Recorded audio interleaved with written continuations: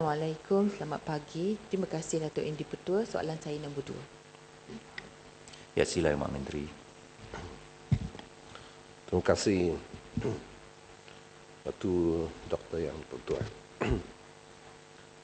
Tuan Petua, sebelum saya menjawab soalan oleh Yang Berhormat Kuantan, izinkan saya bagi pihak semua melalukan kehadiran para pemimpin komuniti dan pemimpin PBS dari kawasan Parlimen Kota Marudu. Terima kasih.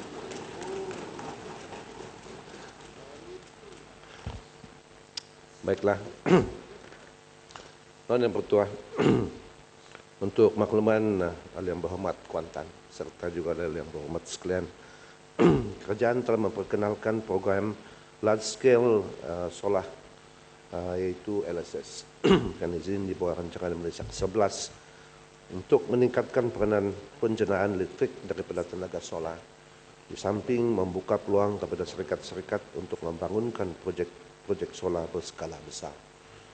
Program ini mensasarkan pembangunan projek-projek solar dengan kapasiti di antara 1 megawatt sehingga 50 megawatt untuk mencapai sasaran penjenayaan tenaga solar daripada program ini sebanyak 1000 megawatt pada tahun 2020. Program LSS telah dilaksanakan sejak Mac 2016. Peringkat pertama dalam pelaksanaan program LSS iaitu Request for Qualification RFQ telah selesai pada April 2016. Manakala proses seterusnya ialah yaitu Request for Proposal RFP telah selesai pada September 2016. Suruhanjaya Tenaga selaku agensi pelaksana program LSS sedang dalam proses penyimakan dokumen RFP dan surat tawaran kepada pembeda yang berjaya dijangka akan keluarkan pada bulan Disember 2016.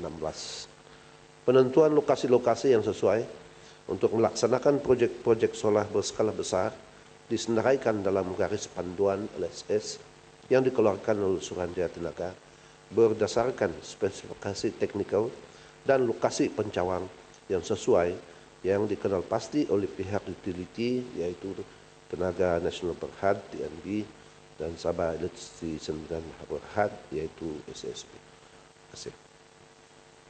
Yang Berhormat Kuantan. Terima kasih Yang Berhormat Menteri di atas jawapan tadi. Saya tertarik dengan apa yang dikatakan oleh Yang Berhormat Menteri berkenaan dengan dasar menyokong syarikat untuk menjana tenaga solar. Akan tetapi saya ingin pandangan daripada Yang Berhormat Menteri berkenaan dengan satu kenyataan di dalam The Star pada bulan April 2014 yang mengatakan bahawa bahawa syarikat 1MBB telah diberikan peluang untuk menjana 50 megawatt solar tenaga solar, dan setelah pun buat satu perjanjian dengan TNB untuk power purchase agreement dengan TNB selama 25 tahun.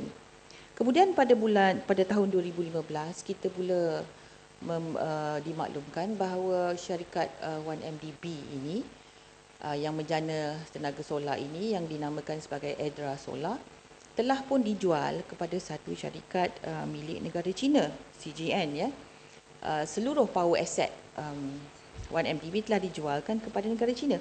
Jadi di manakah rasionalnya yang menyokong syarikat-syarikat? Kerana apabila Edra ini dijual kepada negara China dan kemudian adakah perjanjian 25 tahun untuk menjual kepada TNB itu terus terpakai, akhirnya rakyat terikat dengan rates ataupun harga kadar yang ditetapkan oleh Edra yang terpaksa diikuti oleh TNB, dan kemudian rakyat yang jadi mangsa untuk membayar tarif kadar elektrik yang tinggi yang tinggi daripada tenaga solar. Saya pohon penjelasan Yang Berhormat Menteri.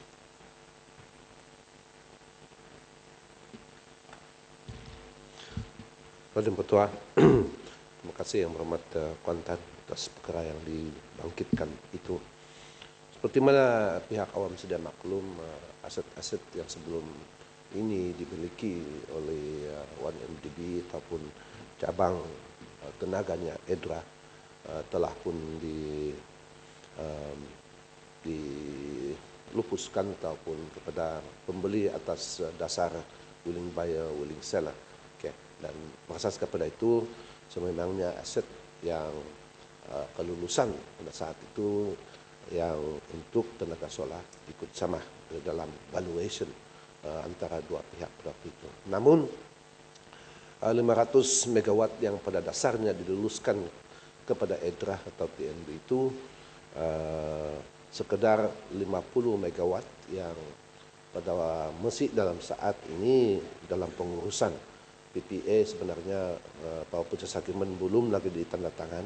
Okay, di antara kedua pihak karena beberapa lagi faktor-faktor yang perlu dikemaskini antara kedua pihak. Okay.